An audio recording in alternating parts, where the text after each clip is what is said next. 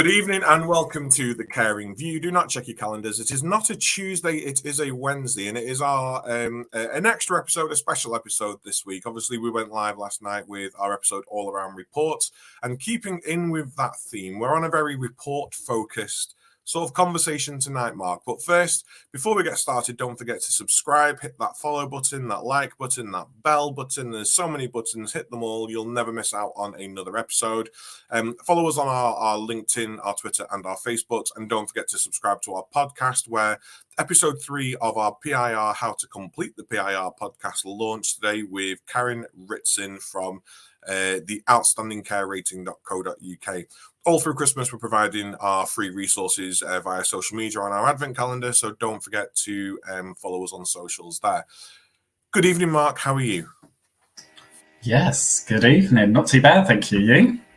I'm good. I'm still struggling with my cold, my cough, whatever it is, but I'm powering through. I have my super big candle here to keep me company, and I've just had a nice cup of tea. No doubt when my other half gets home later, I'm going to have raw onion and garlic and ginger water and all sorts of rubbish that I'll probably try and feed me to make me better. Other than that, it's like an apothecary sometimes in this house. I'm absolutely fine.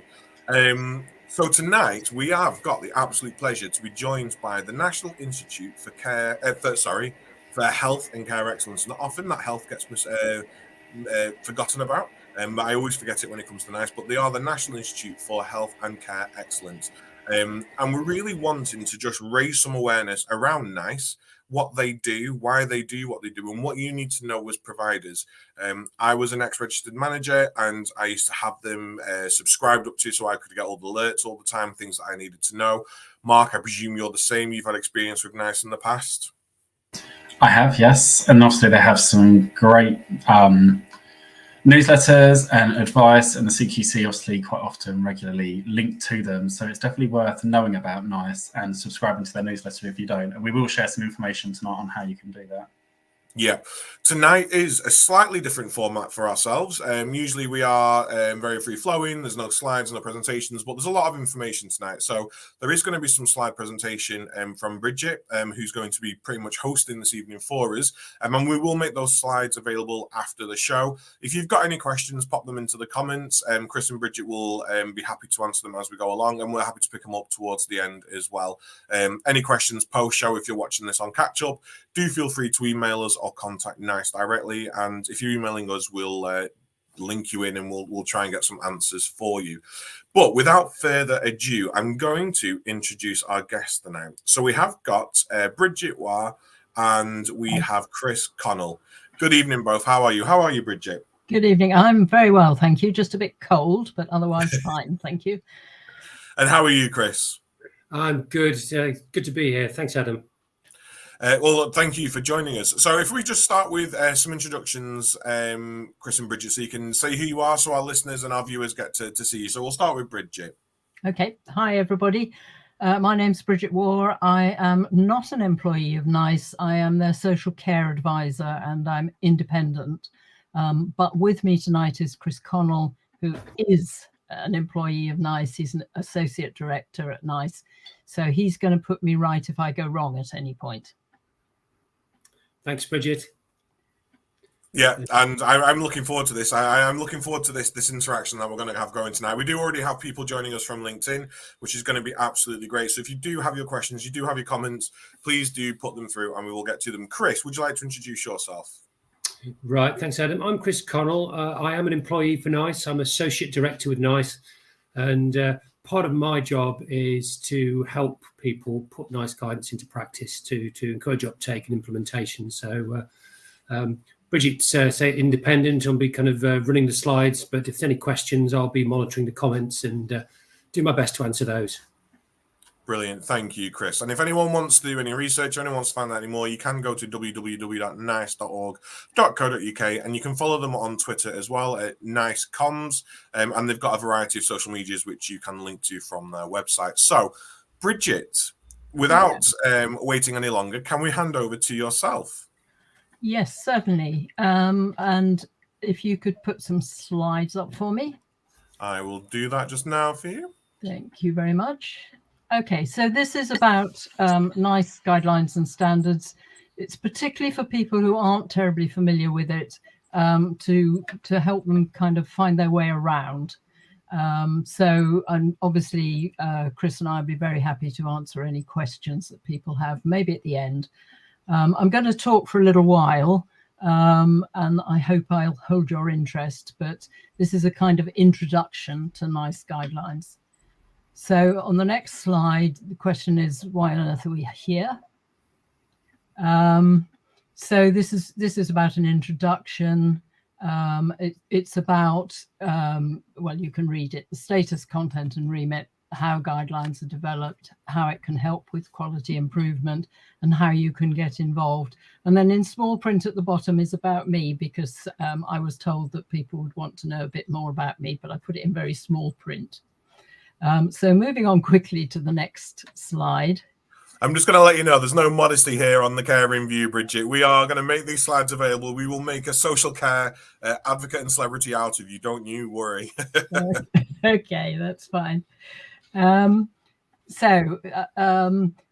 This is a quote from NICE itself. It was created in 1991 with the aim to create consistent guidelines and end rationing of treatment by postcode across the UK.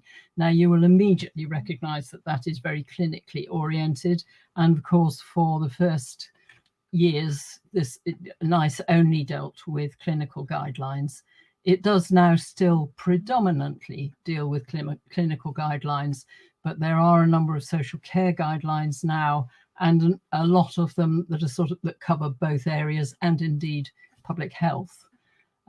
So from 2014, NICE has been producing social care guidelines, and I'm rather proud to say that I chaired the second social care guideline, which was about home care. NICE is funded by government and commissioned usually by the Department of Health and Social Care, occasionally by the NHS itself, and at least one that I have experience of from the Department for Education. It's just recently set itself a new strategy, which Chris will know much more about than I do, 2021 to 26. And to be honest, it's still taking shape, or the details are still taking shape. So if you want to ask Chris any questions about that, I'll be delighted, because I don't know the answers. So moving on.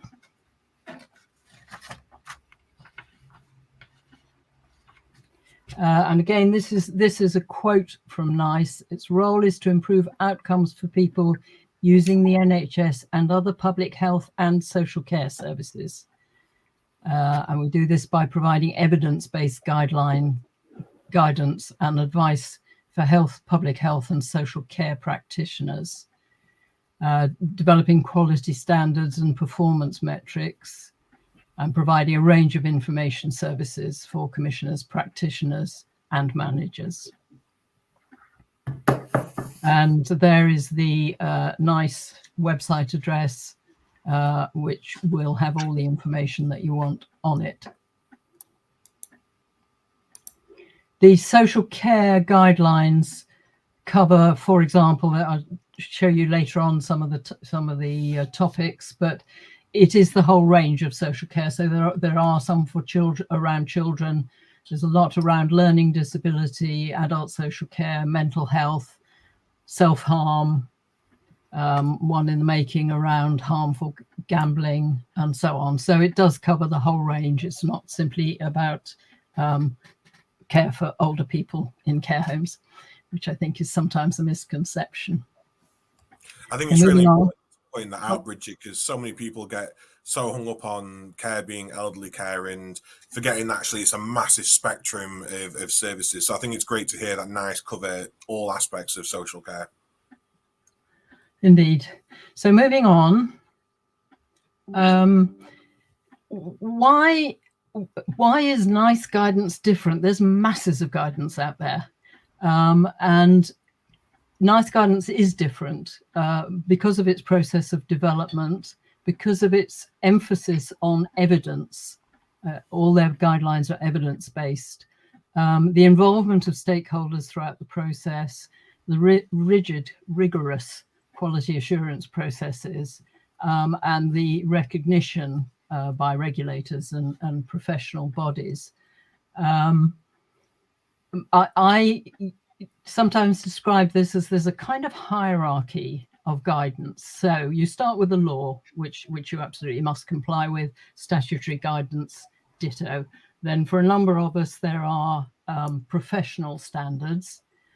But then immediately after those three is NICE guidance and NICE standards. And they do differ from the huge amount of other guidance that's available, which may be very good, but is formulated differently from the NICE guidance. So moving on, just a word about, thank you, just a word about what NICE can't do. They can't make recommendations about funding. People find this very frustrating, but they can't. They can't make strong recommendations in the absence of good research. They can't recommend actions that would be expensive to implement unless there is really strong evidence that it would be efficient to do that. And they can't make recommendations specifically for the private sector. And they can't cover issues which are not included in the scope. And I'll come back to that in a minute. Next slide is a complicated one, but I was just trying to show initially I had the line going the other way, but it looked like you started on a high and you ended up with a guideline. So I've done it the other way around, starting from the bottom. And this is just, I'll read the things out in case people are having difficulty seeing it. But this is the process. It's a complex process, but it's really important that each step is gone through. So the topic is chosen and the guideline is commissioned, usually by the DHSC or government in some form. Then a scope is produced. This is the remit for what is going to be covered in the guideline. And again, sometimes this is a bit frustrating because you've got to have a scope that is manageable. So you can't have something like, I don't know, residential care for children. You couldn't do that. You'd have to have something that is manageable within a guideline. So it would be a topic within that. And the scope is drafted and then consulted upon. So all of you or all of your organizations could have a view on what should be in the scope. Once the scope is finalized or is agreed, the guideline committee is formed. I'm coming back to each of these stages in a minute. Then the evidence is identified and produced for the guideline committee, and the guideline committee drafts the guideline. There's then consultation on the draft guideline, again, which is very wide. There is revision as a result of that. Following on from that, there's a sign-off process, which is a very thorough, throughout the process, actually, a very thorough quality assurance process. And then once the guideline is signed off and published, in some cases, there will be a standard devised from that guideline, but there aren't standards for every guideline. That's a decision made within NICE. So that's the process, and that gives you an idea of the complexity of the process. So sorry. Just before we, no, it's all right. Just before we go on, Bridget. So how long does this process take then? Because I'm terrible at counting. There's probably as many fingers on my hands as there are steps on this process. So what's the sort of time frame that we're thinking for this? It's the length of a piece of string, but usually it's around, I would say, 18 to 24 months. So it takes a while to cook a guideline. Wow. So, and there will be a sort of an updating process as people go through it, so that if there is a fantastic new piece of research that's really sound and really useful, there obviously that will be incorporated before the end of the process. Brilliant. And I don't know whether this one's for yourself or Chris, but Nicola in our chat is asked, how do you register to become a part of the scope? I'm going to come back to that, if I may, a bit later brilliant. on. That's absolutely fine. Nicola, if you're still watching, we will come back to that. Do not worry. Okay. Perhaps, sorry, Bridget, just to come in on the length of time. I guess there's 2 points that might be of interest to people. There's a bit of a trade-off between how long something takes to develop and actually involving people in consultation, and that's something that's super important, that we get people's views. Inevitably, that takes a little bit of time. There's a process that we do recognise, though, that people want the guidance quickly. So there's a bit of a balancing act there. So we do have a project ongoing at the moment. It's got the very catchy name of Digital Living Guidelines, which we're working on to try to move that forward a little bit, so we get our guidance out there more promptly in future. So just so that you're aware of that. Which would be extremely welcome, as long as we don't have to compromise on, as you say, the consultation or the evidence and so on. So moving on then, what you saw early on, Guideline Committee, it's the committee that designs the recommendations, and the committee is carefully selected. Anybody here who has an interest in serving on a committee, there is an application process, an interview process.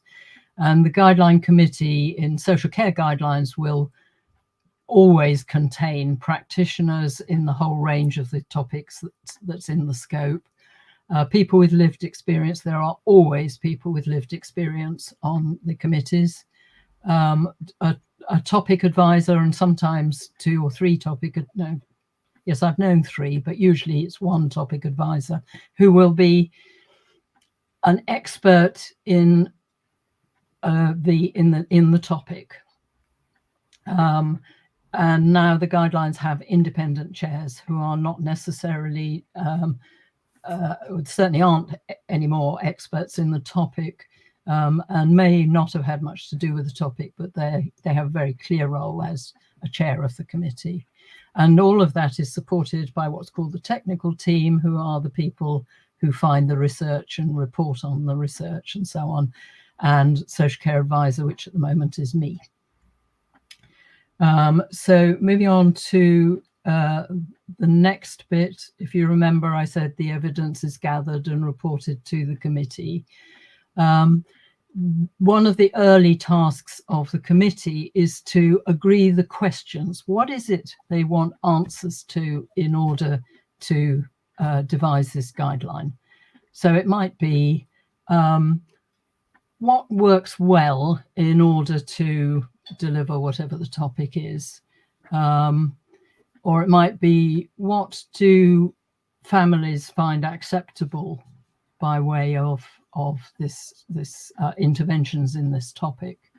So there's usually about 5. I think the most I've ever seen is 7 key questions, but they tend to be quite wide, so that the team can go off and find all the relevant research. And by the way, the relevant research, I think you'll all know that there are huge gaps in reliable research in social care. But when they do the scanning for relevant research, which they obviously in the first instance do by title, you may get 3,000. And by the time they've looked at whether it's relevant, whether it's good enough to be to inform the committee and so on, it's usually down to sort of 30 maximum. And then you'll find for each question there may be 2 or 3.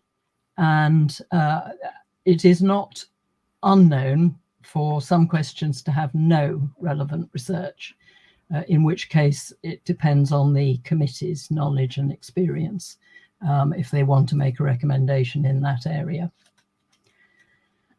So I think that list at the bottom is quite important. The quality of evidence, these are the things that are taken into account when the recommendations are drafted. So it's the quality of the evidence, it's expert testimony. So if there is a gap, and yet we know there are experts in the field, the committee can ask for an expert witness to come and answer a specific question for them.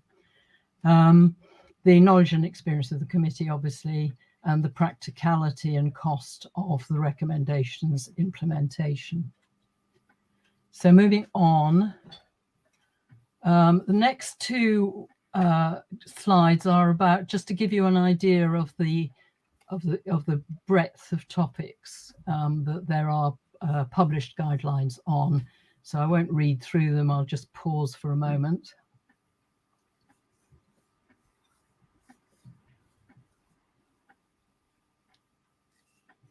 And then the next slide, if we could, Adam. So just masses. Now they are all obviously on the NICE website. You can go into the website and you can search for a topic that you particularly want.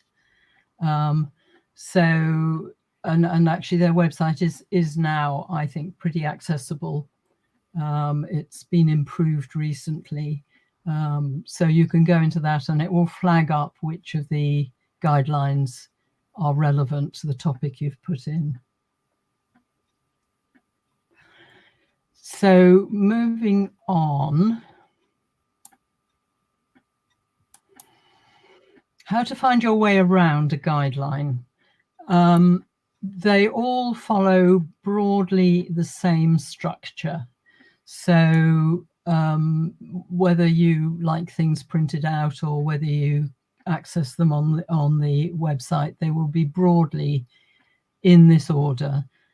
There will be a section at the beginning. Well, there's a section at the beginning about your responsibility. In other words, this is advisory. It's up to you to use it in whatever way is useful, but always to interpret it for the individual client or patient and their situation. Then there'll be a piece about who it's for. It's called an overview, who this is relevant to, yes. And that will typically say practitioners in health and social care, maybe physiotherapists, maybe, and so on. And then there may well be this may also be of use to. So sometimes a guideline will be written for, well, one we did recently on social work, which is called Social Work with People Experiencing Complex Needs.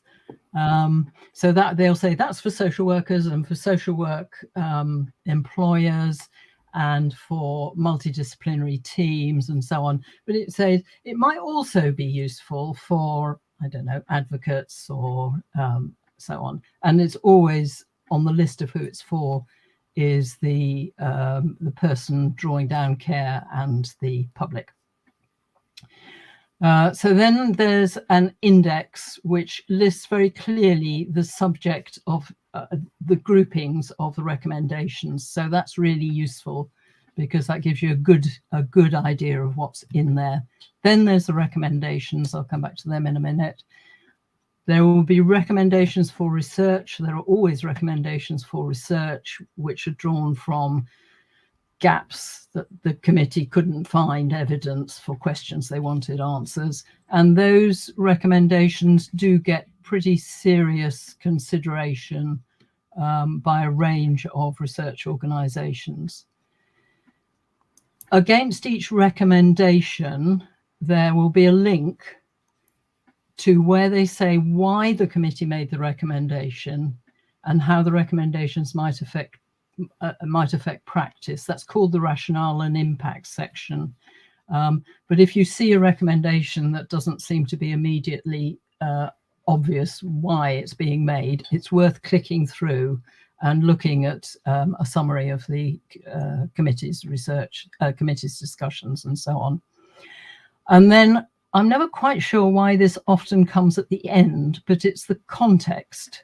Now, certainly in some that I've been involved in, the context comes at the beginning, and that makes much more sense to me. But for some reason or other, there is a sort of a habit of putting the context at the end. So the context will explain what's going on out there and why there's a need for guidance. So the next slide, right, health warning. There are 12 slides with examples of recommendations. I don't intend to pause on each one, you'll be pleased to hear, but I've selected each of them for different reasons. And some of these are social care guidelines, and some of them would be labeled as clinical guidelines, but are of direct relevance to those of us in social care. So this one, you'll find there are a number of key words in the recommendations. All recommendations are advisory. Okay, you're not very likely to get an outstanding from CQC if you haven't, if you're not at least familiar with the relevant guidelines and have some idea about either whether you've applied them, whether you're planning to, or that you've got a really good reason why they don't apply in your case. So, but they are advisory, they're not compulsory. So there's a hierarchy of words. This one starts with organizations should actively promote shared decision making. Should, the word should there implies, or should means that there is some good quality evidence that this is a good thing to do. So there's some research that's been found, the results have been considered by the committee, and they make a recommendation that says should. In the next one, now the next one I again is another should, but I chose this one because this one's very clear about who they're talking to in this recommendation. So it's practitioners in health and social care, including, and then they list the people that they actually are speaking to, which I know a number of people find really helpful. It's also a guideline on supporting adult carers, which is relevant, I think, for most of us working in social care. The next one is directed at care home managers. Should make sure there are regular opportunities for all staff to do these things. So that's another guideline that I think will have particular resonance for some of you, and is a relatively recent one as well.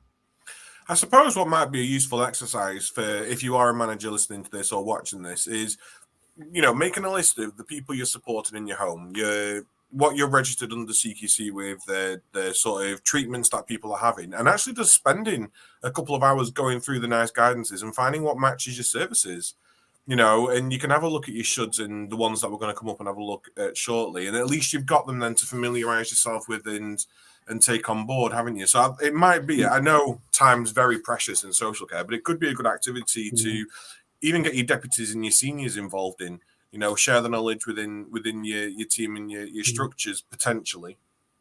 It's a really good point, Adam. There's a social work team in South Wales, actually social work as opposed to social care more broadly.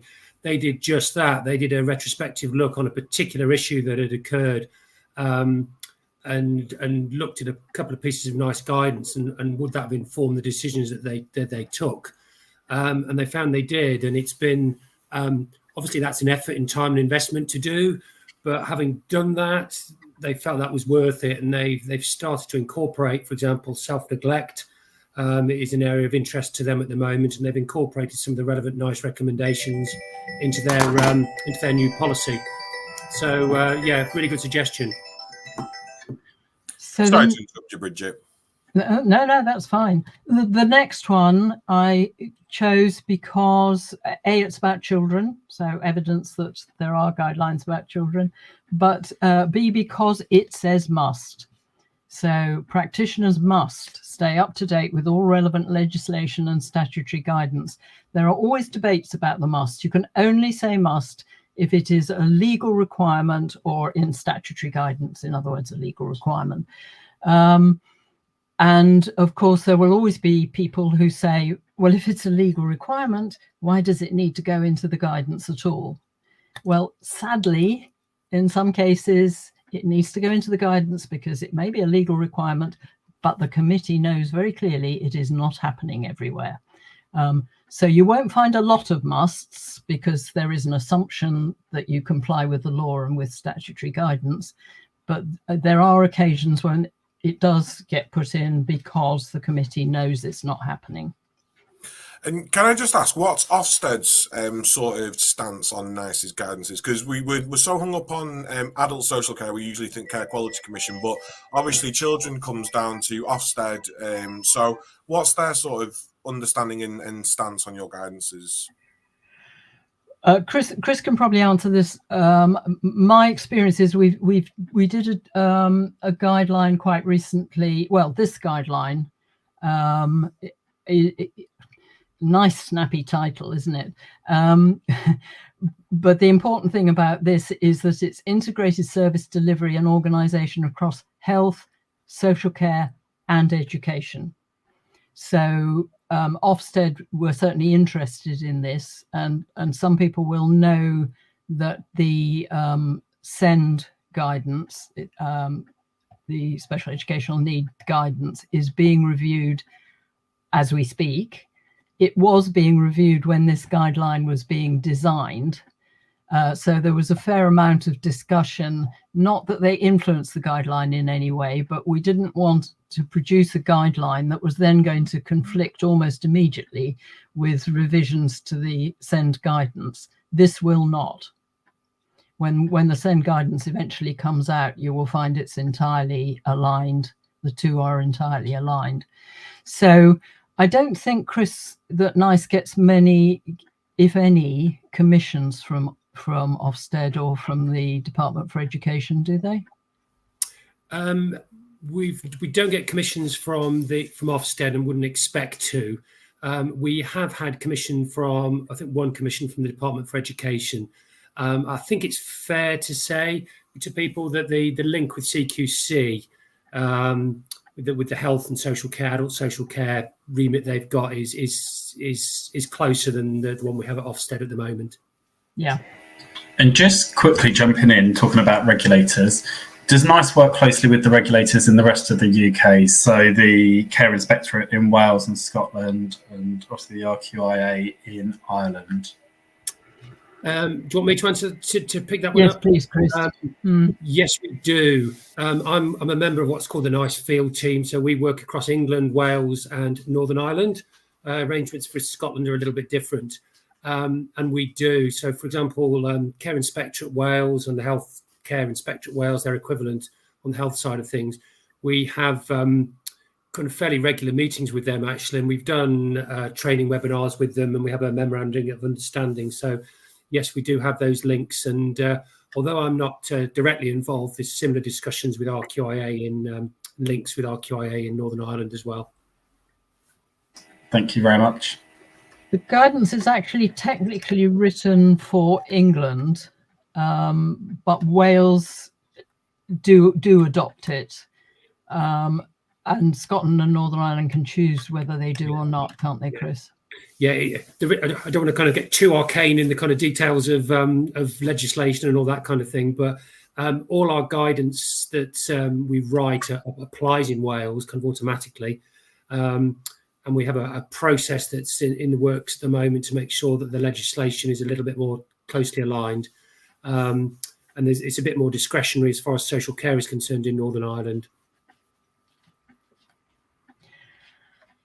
If we can move on, I think we could miss the next two slides, Adam, if we went on to number 7. As long as people promise to read them when they come out afterwards. It's just there'll be homework after the show. We'll send some quiz papers around to everyone, and I'll get my red pen out. Thank you. This one, number 7, is I've selected that partly because it's integrated health and social care for people experiencing homelessness. So that's one of the most recent ones. But also because you'll see the recommendation starts with the words "be aware." So that means that there was almost certainly no research, or if there was research, it was not of high quality. But the committee felt strongly enough that this needed to be said. So it's be aware, and a parallel to be aware is sometimes consider if they're suggesting something you should do. So that's just an illustration of that, really. If we move on to the next one. This was a very early, in fact, I think it was the first social care guideline that NICE did, which is managing medicines in care homes. Still totally relevant, by the way. But this is a must. So health professionals prescribing a medicine must assume that care home residents have the capacity, so people recognize that from the Mental Capacity Act. So that's another occasion where, sadly, although it's a must, the committee were well aware that it wasn't universal.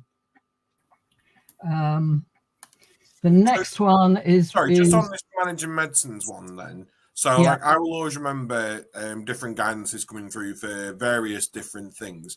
Is there a recommendation in the managing medicines one that people actually keep up to date with NICE guidance as well on certain medications and alerts? I don't know. I am not that familiar with it. I don't know whether Chris is. We can certainly find out. That's a good question. Put us on the spot. We'll take a look as we're going along, but I'm fairly certain there isn't. But I'll double check as we discuss things as Bridget's talking. I'll take a quick look, and it'll be a handy refresh for myself. Well, I mean, if it isn't, it's probably a recommendation to providers, if you are managing medicines in home, to make it a bit of a must for yourselves to keep up to date with the alerts and the guidances that are coming out. It just came to my head, and sorry for putting you on the spot. That's okay. It wouldn't probably be a must if it was going to be as wide as including guidance, if you see what I mean. But yes, I confess it's quite a long time since I've read right through that one. So black mark there. Right. Just interrupting, Bridget.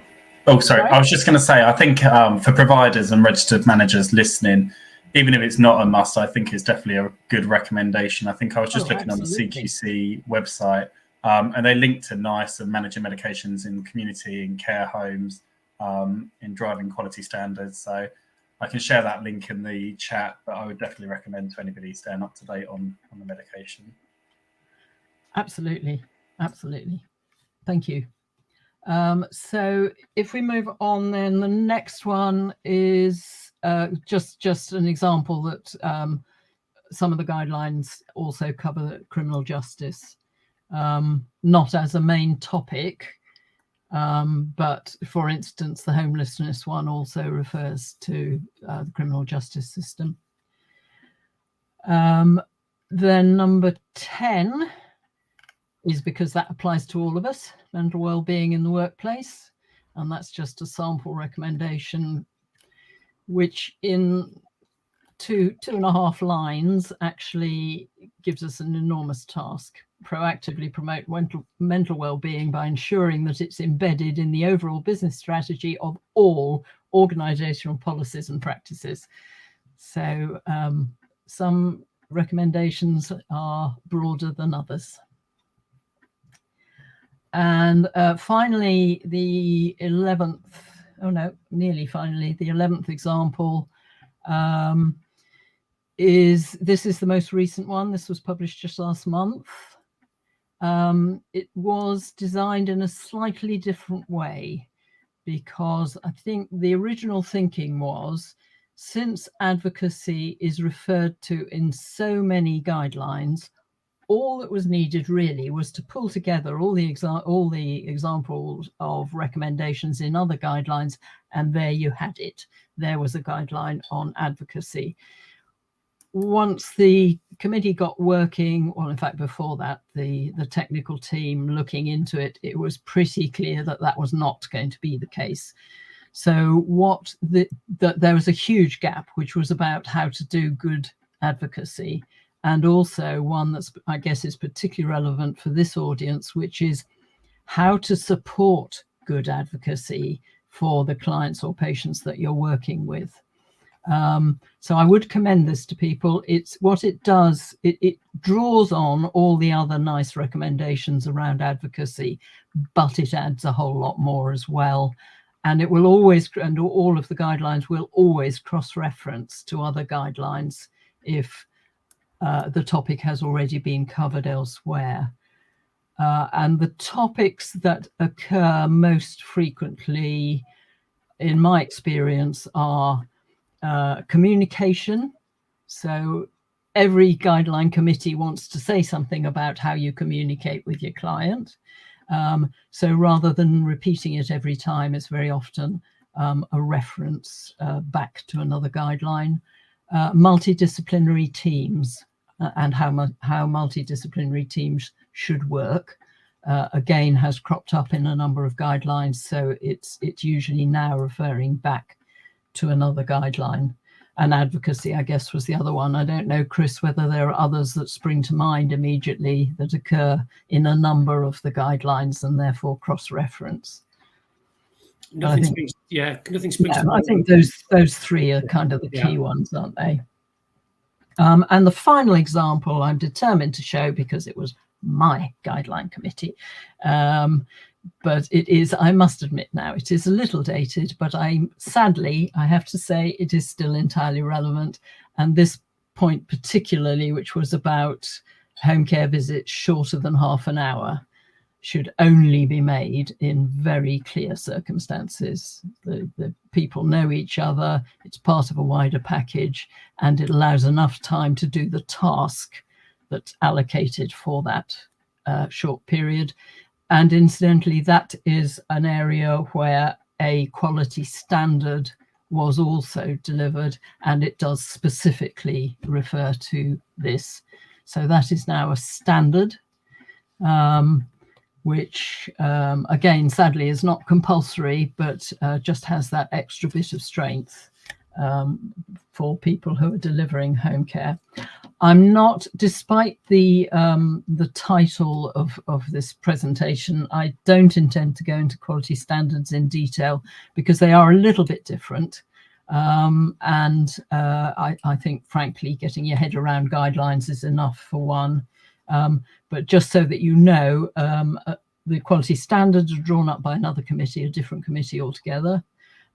They contain a statement, which, for example, well, I've got some examples, but the statement will what I've got here. I've got quality statement 1. People, this is about self-harm, by the way. People who have self-harmed are cared for with compassion and the same respect and dignity as any service user. And then they go into a rationale. The useful thing about standards is they give you measures. They show you how you can measure and monitor that you are complying with that standard. So I think that justifies a whole other presentation, Adam. So which you're moving more on. than welcome to come back for. It's an open door. Mark and I are learning loads in this. It's brilliant. Very happy to. I'm now going to move on to, so if you've got your head around what guidance looks like, how to use it, how it's prepared, and why it is a reliable source of guidance, I'm going to move on to, okay, so what do you do with it? Should I pause there just in case there are any sort of detail? I haven't been following the chat, but I know others have. No, I think we're good to go on. We're good to go. Okay. So for some of the guidance, if you can just, Adam, could you put in the extra slide, the nice slide there? That would be good. Thank you. For some of the guidance, again, not all, NICE has commissioned quick guides. These have traditionally been done by SCI, the Social Care Institute of Excellence, which I'm sure you're all familiar with. I think a couple have been designed elsewhere. These are really useful. They're useful for you and for your team because although they only deal with a part of each guideline, It's written really clearly. It's really quick to read. It's really useful. And for a number of clients, it is also entirely relevant. So it doesn't cover all of the guidelines, but it's always worth checking whether there is a quick guide. So Adam, if we could go back to those. If I can just jump in briefly, there's about 28, 29 of these quick guides. So there's quite a few. So they don't cover everything, but they're reasonably wide ranging. And if you've not used NICE before, if some of this, what Bridget is telling you, is new and you're wondering where to start, these are a really good starting point as an entry into NICE. Not one of these guides is more than 4 sides of A4. So pretty visual. So they won't cover all the recommendations, and that's an important caveat. But they will give you the headlines, and they will be a quick way of referencing probably some key points that you might need to know. So that's perhaps one takeaway from tonight. And they're pretty. Adam, could we go back to the implementation slide? Yeah, we can do. I'm just thinking, I've got my provider hat back on there, and I'm just thinking, how can we get our teams to be reading this? How can we get people to reading this? Also thinking people want to be paper conscious and, might not want to print stuff off. We've all got tablets running through our care homes now. Install or download all of these onto the tablets, and then people have got them to be able to flick through when they want to, when they need to. Even the people using your services, it's about having that information there easy to hand, so you're not having to search for it. Download them, get them loaded up and have them there for easy reading for people. Even if it's just in training sessions, use it to utilize what you're currently doing in-house as well. I think they're brilliant. They're really useful. And there are also easy read versions of some as well. So the implementation. So you've got all this wealth of advice guidance available to you. What do you do with it? Well, first of all, of course, you read it and you discuss it, and your own team, your own practice, your own immediate management should be helping with all of that. Your training team could well use that guidance to design training materials. And I know some organizations have champions, or guidance champions, who will remind people, will keep their eye on when new guidance comes up, which Chris, remind us the easiest way to know when there's new guidance published. Right. Thanks, Bridget. The easiest way is probably to sign up to the NICE newsletter, or there's also the Twitter account, which NICE has got, which is on the bottom of your screen now. But I'll ask Mark to post a link to the newsletter now. So if you want to take a look at that, you can do that. So watch out for a moment and I'll get it on there. And of course, just occasionally the media picks up what they consider to be sexy guidance, and not always totally accurately. So it's probably best to use the NICE newsletter. You don't know how much you just made me happy by saying sexy. Not because, I'm a little bit like that, but I have this huge belief about sexifying social care. And people look at me like, oh, what? Well, no, I'm glad someone else, you and me, Bridget, we're on the same wavelength here. I'm liking this. I knew as soon as Bridget said that, I knew I knew it was going to make your day. So there's also help available from NICE. And Chris will look at this particularly carefully as I read it out.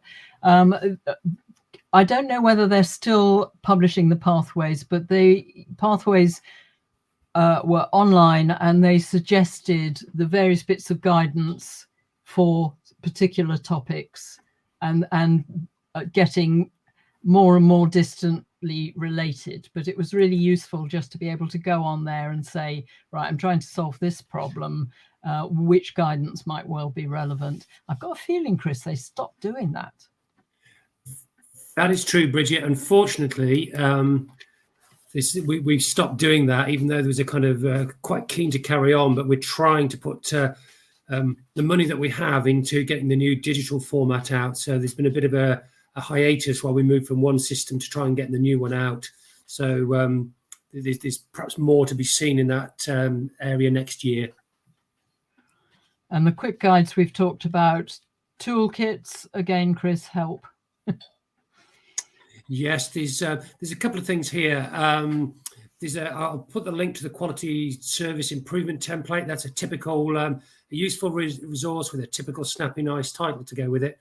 We are trying to improve some of these, and that is it's a kind of audit template really that you can use to give you a sense of where you are against a particular theme or topic or a particular guideline.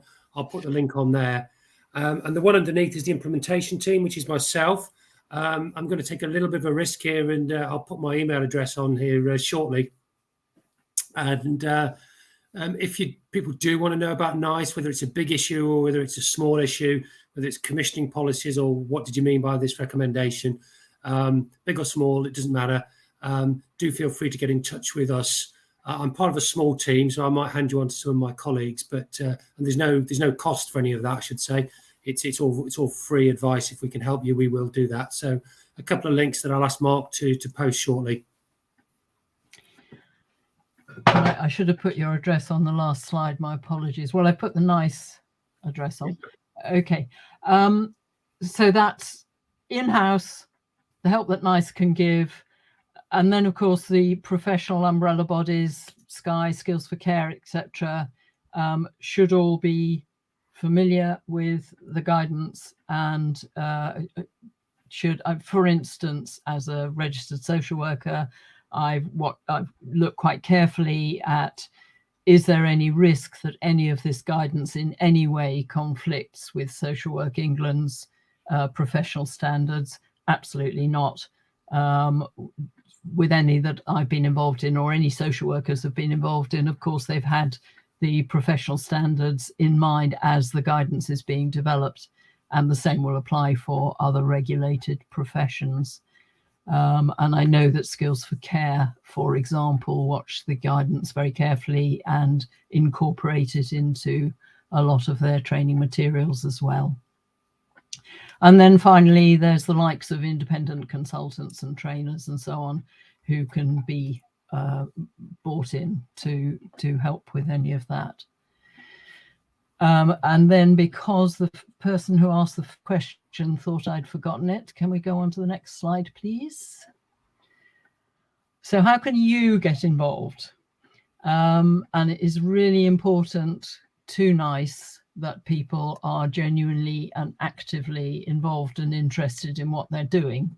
So your organization can register as a stakeholder for any topic that might interest them. You go to the NICE website and it leads you through into registering as a stakeholder. I think it takes 4 minutes to register. Somebody did it recently and told me it was 4 minutes. Once you're registered, you will be invited to respond to consultation, first of all, on the scope. Remember, that's the remit, the parameters that the guideline will operate within.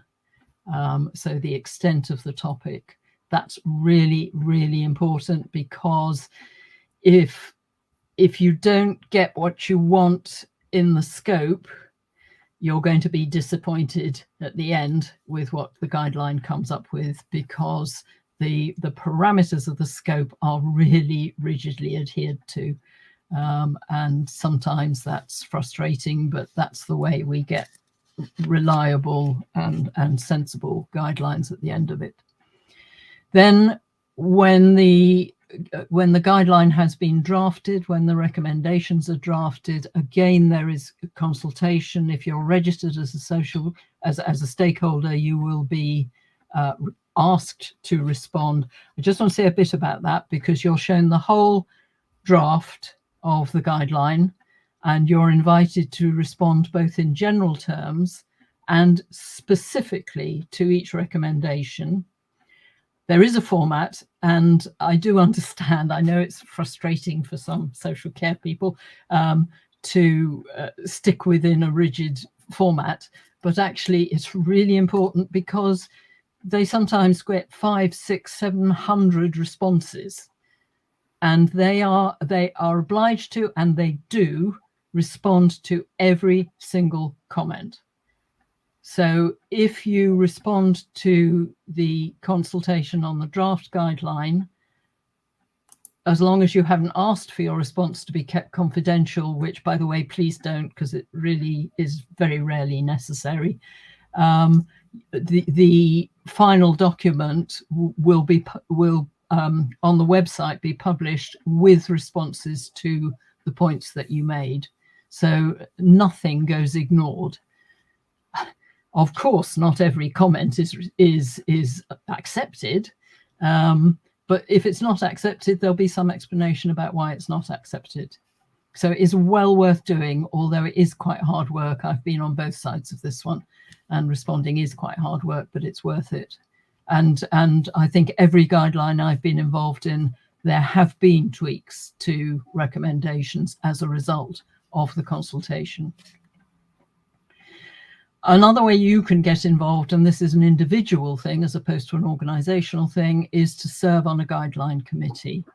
So the roles, after the scope is defined, the next task is to agree what skills and knowledge we need on the guideline committee. So then there will be the roles will be advertised on the website. Are they advertised anywhere else, Chris?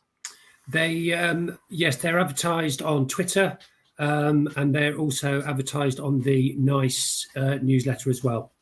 Right, and it will say something like, you know, a care home manager for people with learning disabilities or something like that. So you'll see whether your skills and experience are listed there. If they're not, it's still worth getting in touch and saying, you know, it isn't listed there, but this is my experience and my knowledge, and you might need it for this guideline.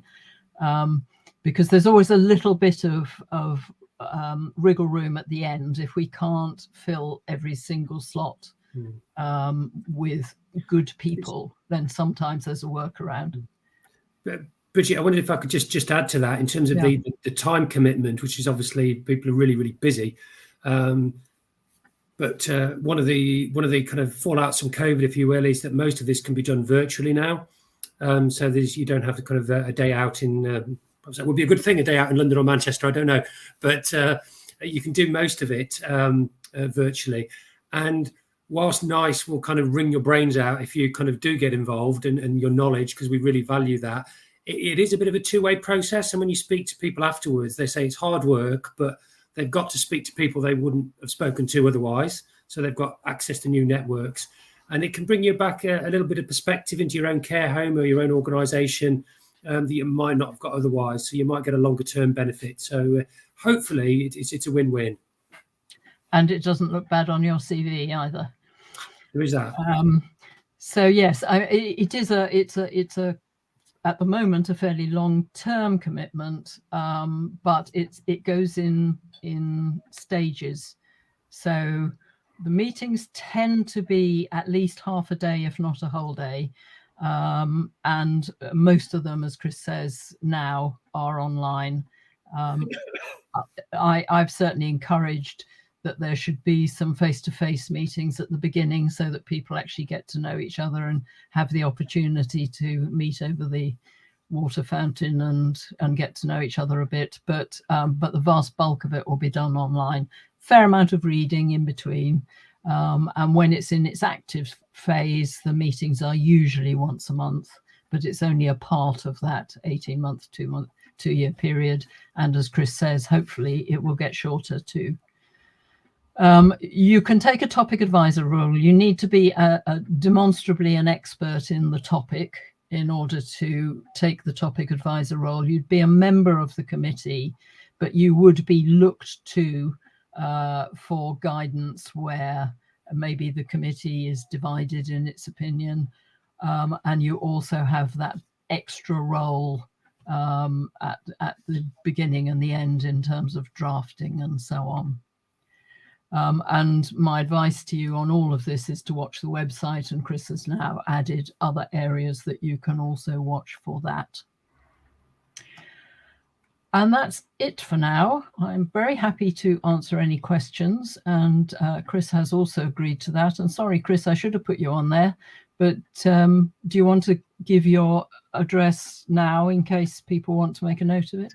That's Mark's already put that on the Sorry, comments, so it's there already. So please feel free if you think we can help.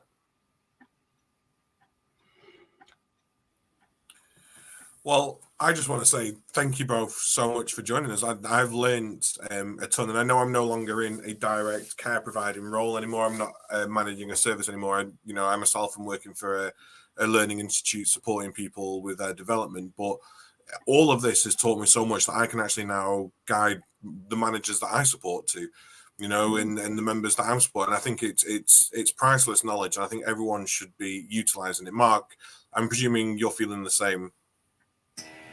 100%. I think it's been a really insightful evening, and I think it's great that actually you can get involved. And I didn't realise you could get involved. So yeah, thank you very much, both of you, for joining us. You're very welcome. I think. Oh, sorry. I was just going to make a kind of another comment. I mean, I think, and I hope and I think and believe that what Bridget's demonstrated is the rigor that goes into producing something that has got kind of history to it and is trustworthy and is looking at what's going to make a difference. And when you think about what makes a difference in the end, there's some great examples where the evidence that NICE and people working with us, combined with the expertise and experience of people working locally and the views of carers, can be really transformative.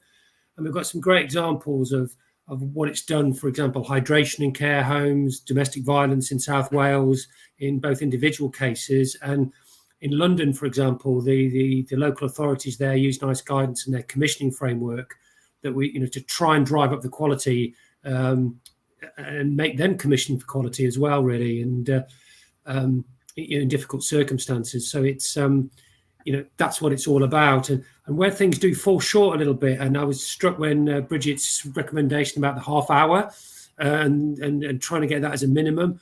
What we find with NICE guidance is it has a certain stickability, and things that you think, well, that's fallen by the wayside, but it never quite goes away. And people think, well, actually, this isn't the standard that we should be working towards.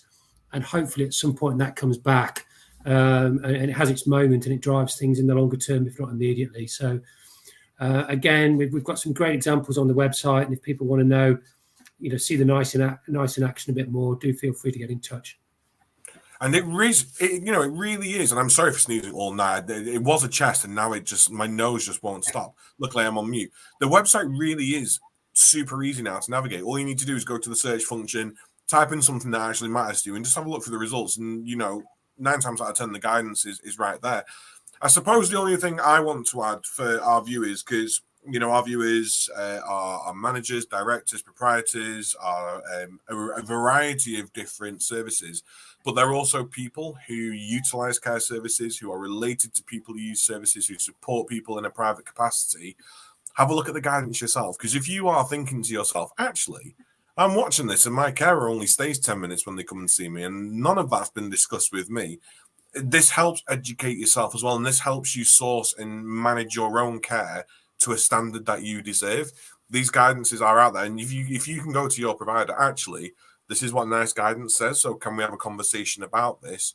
You've got that added support to make sure that the care you're getting is the best care you possibly can. I'm not saying that care is awful around the country, but we can't lie at the fact that it's sometimes not great. Absolutely that happens, using the guidance happens to improve services. I've been in touch with a number of people who have said that they're using it for precisely that reason.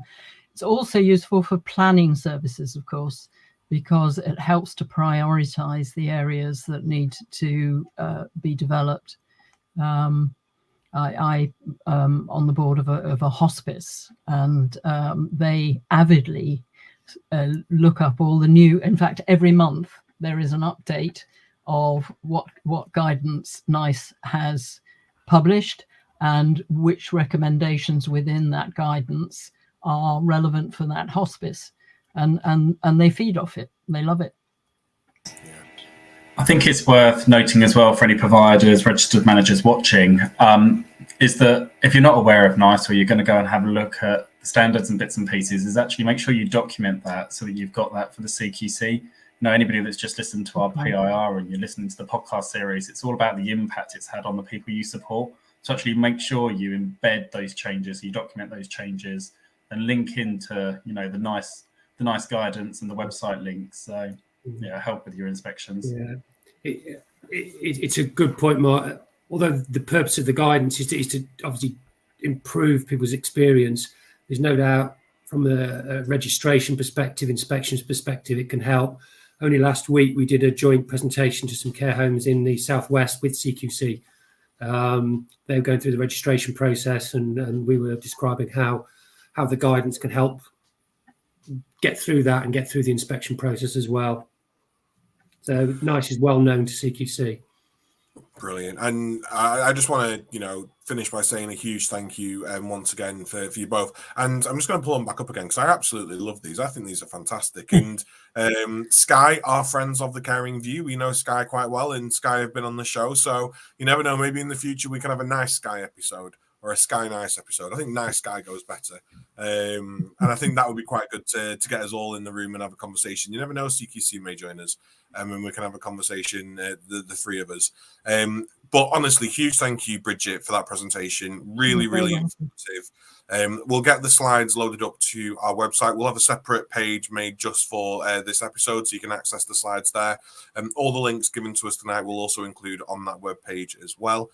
You're more than welcome back at any time. We're more than happy to have you here, educating our audience. Anyone who's got any questions, who's watching this on catch up, like I say, do email us. Chris's email's in the chat, Bridget's email's on the final slide. But I think unless you've got anything else, Mark. No, just thank you very much, Bridget and Chris, for joining us and enlightening us.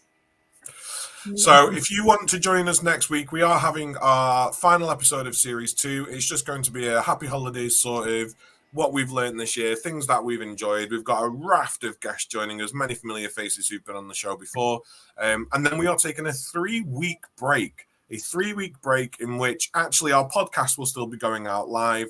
Our pre-recorded episodes will go out, so you won't be without content, but Mark and I will be sat in front of fires, roasting marshmallows, having a bit of a break, getting ready for Series 3 of the Caring View in mid-January next year. So until then, have a good night, everybody, and we will see you for our final episode next week. Take care. See you later. Bye.